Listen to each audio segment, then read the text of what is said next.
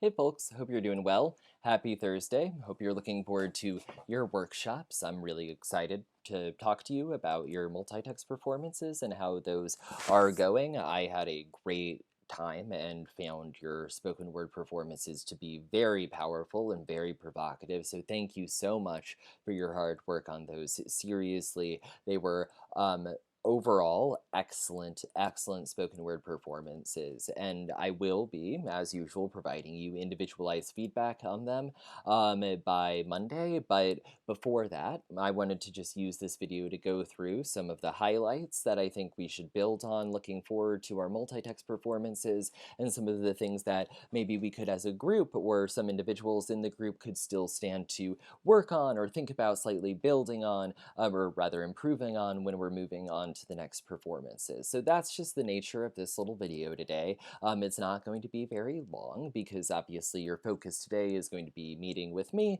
and also having conversations with your peers over email. So I don't want to take up too much of your time with the lecture today, but I did want to go through some highlights and some things that we should work on when we're moving forward, just so that when you're sitting down to work on your multi-text performances, we can be thinking about ways that things have gone in the past and what's gone really well and what we might need to do a little bit differently, and now that we're working on transforming these projects into multi-text performances. So that's the nature of our discussion today. Really quickly, from a logistical level, I just wanted to remind you that in addition to sending or to meeting with me, you're supposed to send your peers today the second page of your assignment prompt where the worksheet is that you're supposed to be filling out while you work. And I'm asking that you respond to two of your peers in your working group and give them one piece of good of positive feedback, saying something that you think that you like in what they have planned so far, that you would definitely want them to keep or to continue to build on.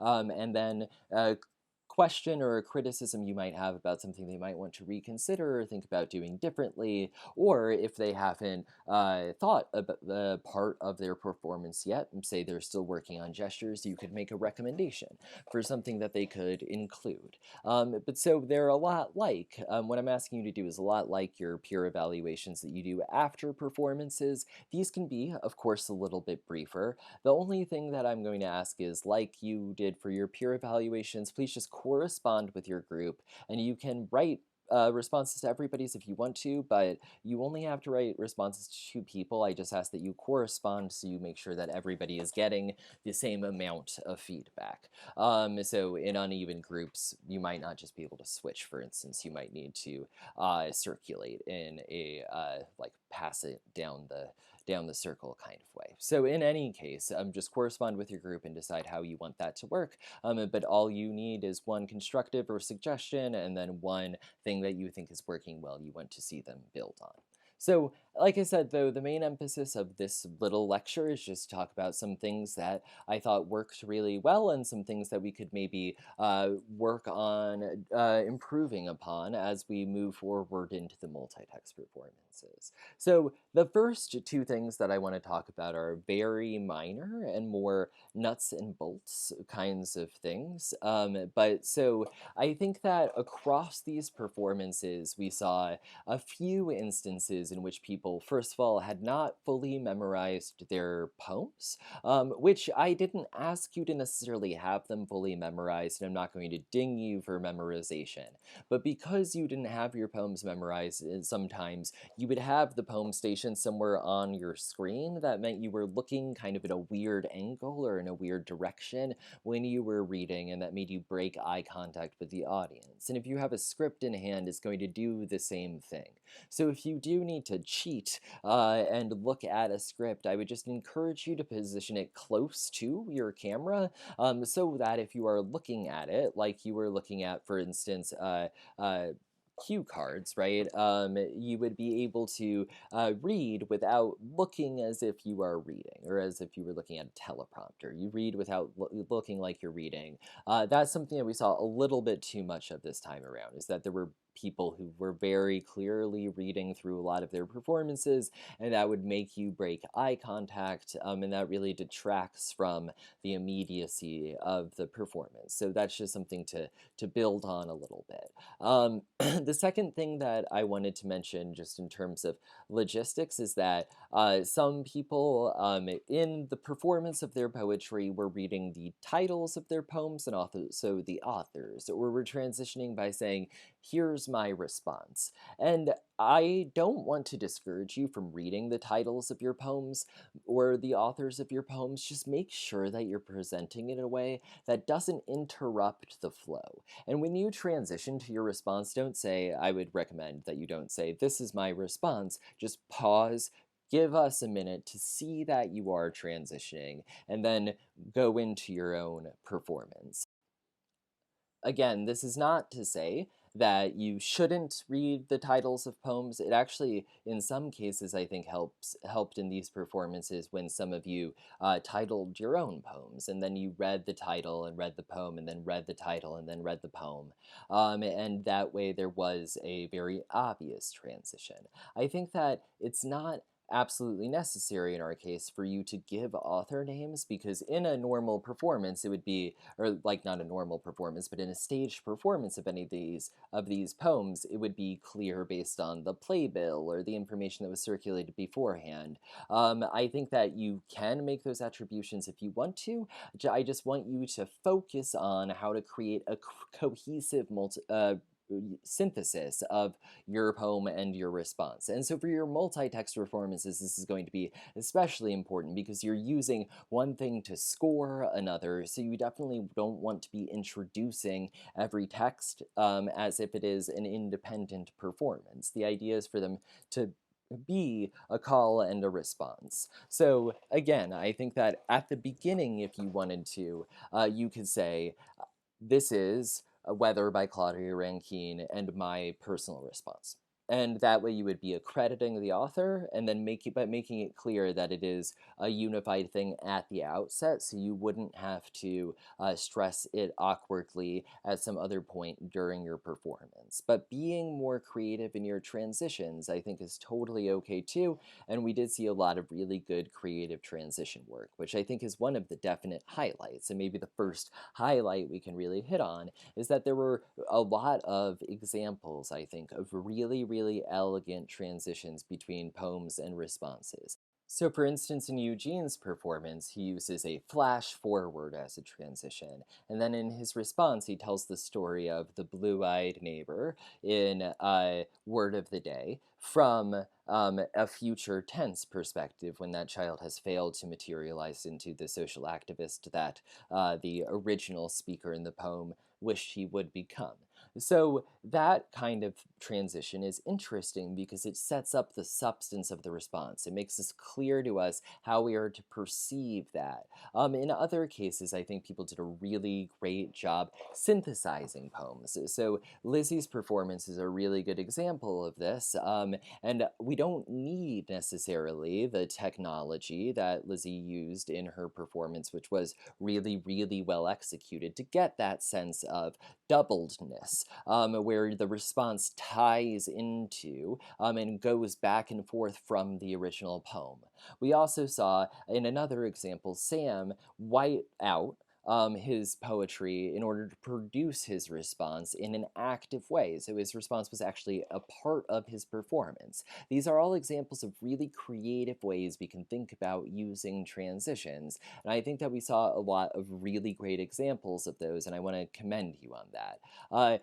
Broadly, I think that this also hits on how good your personal responses were, by and large. I think that substantively, your responses were very authentic and heartfelt in almost every instance. I think that you did an elegant job talking about very tough things sometimes to talk about, and a lot of the concrete details and anecdotes you provided, a lot of the observations you made were truly revelatory or were truly emotionally impactful. I think that you did a really good job job in crafting your own prose, and many of you are genuinely talented writers whose responses were genuinely impassioned and thought-provoking and emotionally impactful. So I really appreciate that. And keep pushing. I mean, nobody turns into a natural born poet overnight. So there, in some circumstances, it's not the writing that shines, but it's your performance that shines. And that is obviously great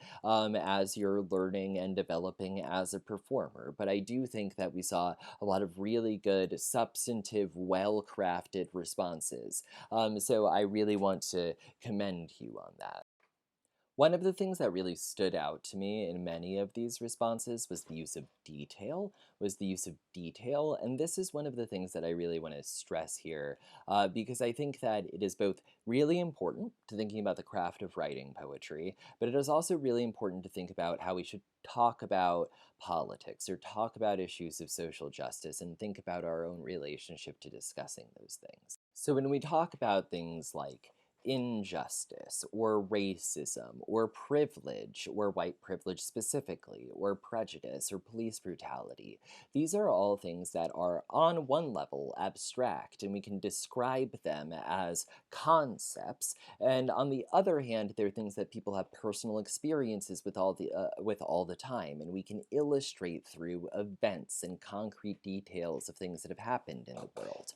And I think in poems that many of our peers wrote, or of our colleagues wrote, we see really, really great examples of this sort of particularity, of the naming of names of people who have been affected by police violence, of the descriptions of scenes that have actually happened in the world. I think that Christian does this really amazing and heartrending job of paraphrasing George Floyd's last moments in his own performance in a way that gives us really, really great concrete detail. In other examples, I think that we see the similar thing take place when people give us specific characters who have specific dialogue. People talking about their parents or having, or paraphrasing their partners or their loved ones. All of these sorts of conversations give us real words spoken by real people. They name real events that happen in the world. They describe real injustices. And I think those senses of detail are really important to what makes a poem work. And I think that in other circumstances, there were some poems in which we saw people stay with sort of abstract language, talk about the way in which people experience privilege, the way we want to be allies, the way in which we have seen oppression. And I want you to think, if you're using words like that, what do they mean? What is an example of this that I have seen in my own life? Or what is an example of me being affected by or learning about one of these concepts in my own life?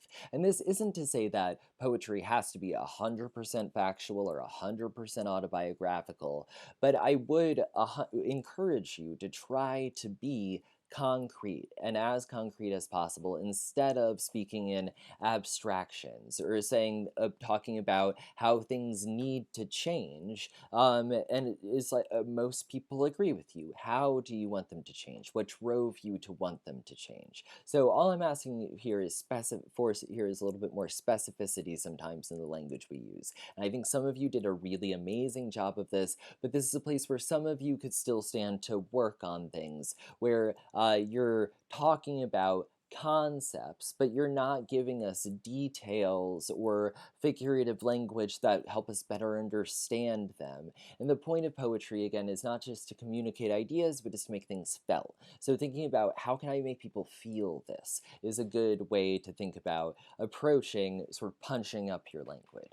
The next thing that I wanted to talk about briefly in terms of the performance of poetry specifically is about pacing. So I think in general, many of us speak conversationally too fast for the pace that a poem is meant to be read at. So I would read a little bit more slowly than you otherwise would, because I think that doing so is really necessary to give the audience time to sit with the language. But at the same time, I think that something that is more of a problem than being quick in speaking or in reading lines of poetry is when you are quick through the pauses and the emphases in the poems. So I think that a lot of the examples of spoken word poetry that we saw do a really good job of being fast when the rhythm and the tone calls for it, and then slowing down for the moments that really count, of emphasizing every line break, of emphasizing every turn of phrase, in order to really wring the emotion out of it, in order to wring the emotion out of it.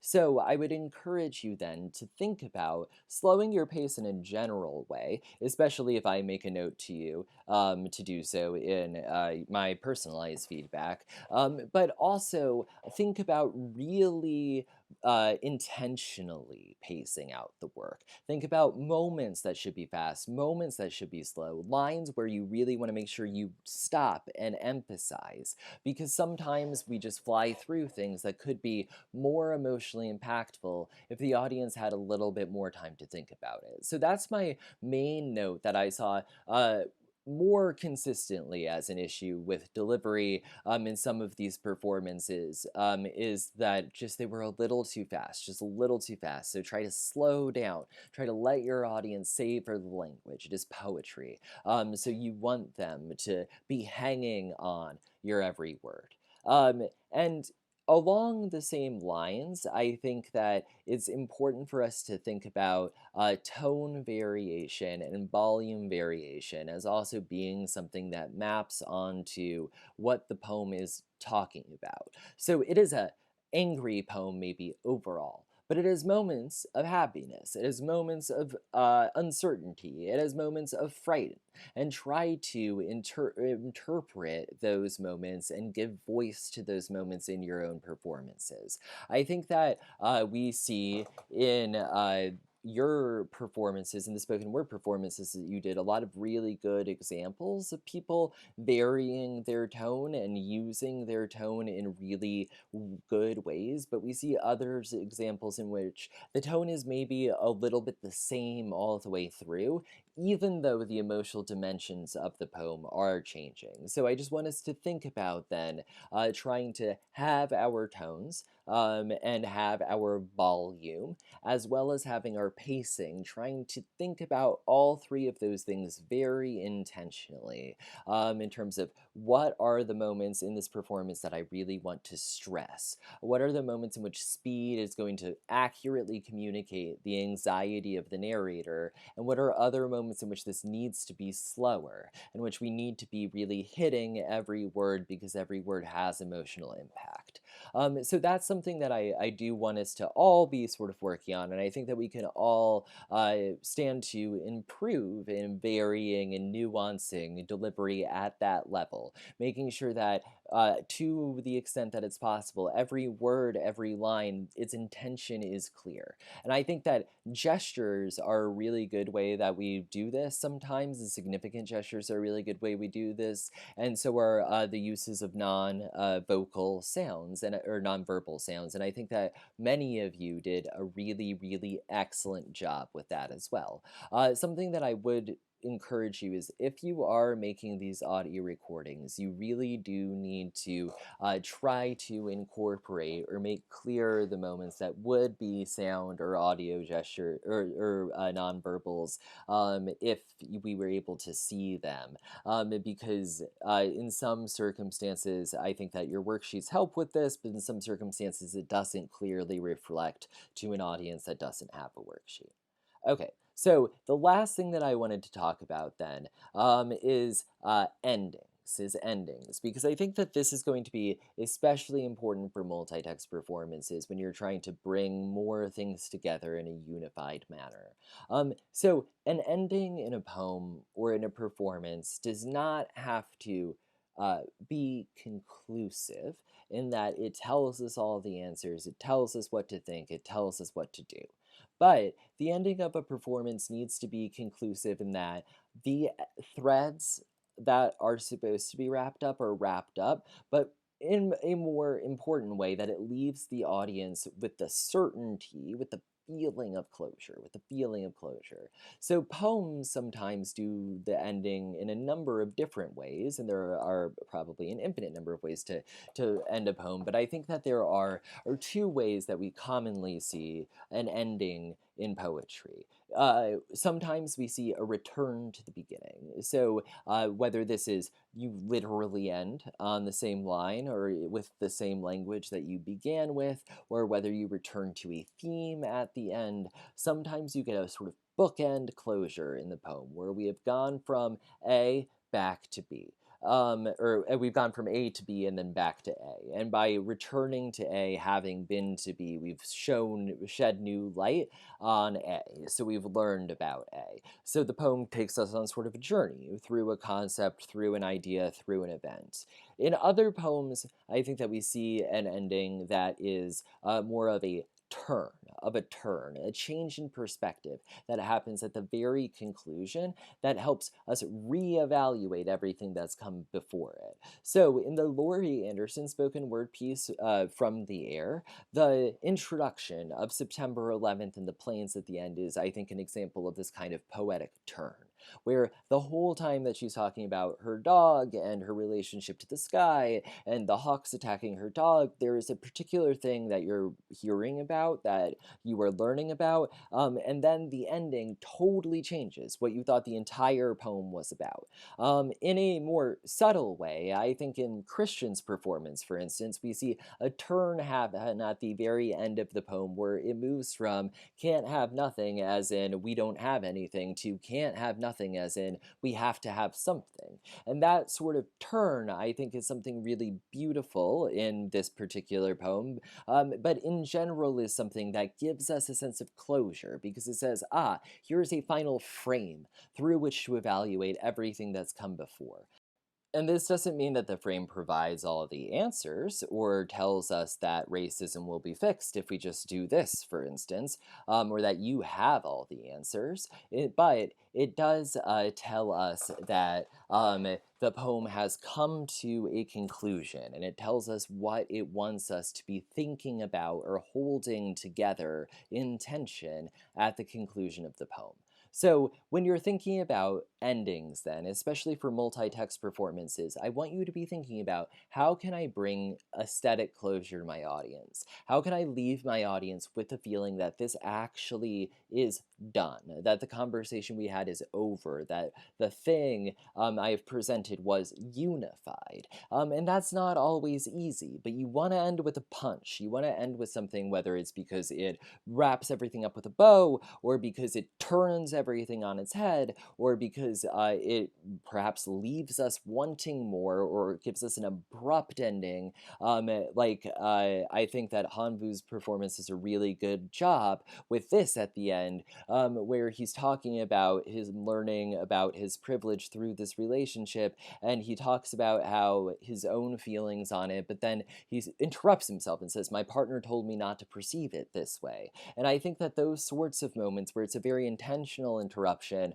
are also good moments that leave us with a lack of closure. But the point is, as the point is for most of the things we're talking about, performance is about making the artistic choices that you do make clear and communicating those choices to your audience. So whether you're making a choice about pacing, about gestures, about how to end or close your piece, how to express a theme in your piece, what I want you to be thinking about more than anything else is how am I going to communicate this, and what effect might it have, and what effect might it have? And you want to think about then performance and the performative choices you're making as being an attempt to intentionally convey to the audience what you think is most important about your performance, what you want them to feel, what you want them to take away from your piece. So that's the main thing that I wanted to talk about today. Again, I thought that these performances were fantastic, and I'm really looking forward to chatting with you, and I'm really looking forward to seeing what you come up with next. But for now, I hope some of that was helpful, and I'd of course be happy to answer any other questions, so always feel free to get in touch. And I'll be talking to many of you in just a few minutes. So have a great day, and I'll talk to you soon.